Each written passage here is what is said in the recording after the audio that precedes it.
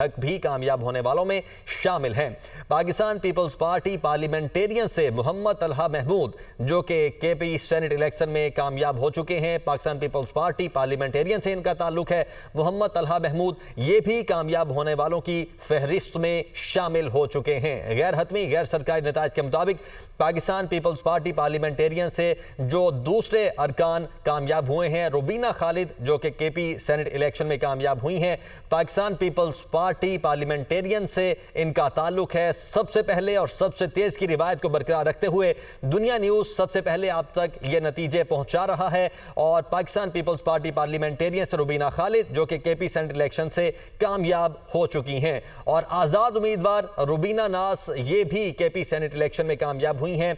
आजाद उम्मीदवार की हैसियत से इन्होंने इलेक्शन में हिस्सा लिया। रुबीना नास और ये भी कामयाब हो चुकी हैं। गैर हतमी गैर सरकारी नताइज जो कि सबसे पहले और सबसे तेज की रिवायत को बरकरार रखते हुए दुनिया न्यूज अपने नाज़रीन तक पहुंचा रहा है।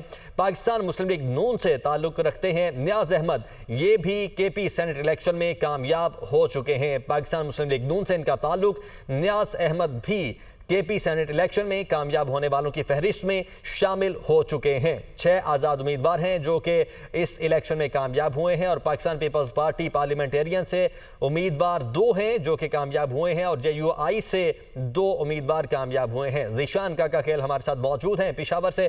ज़ीशान बताएगा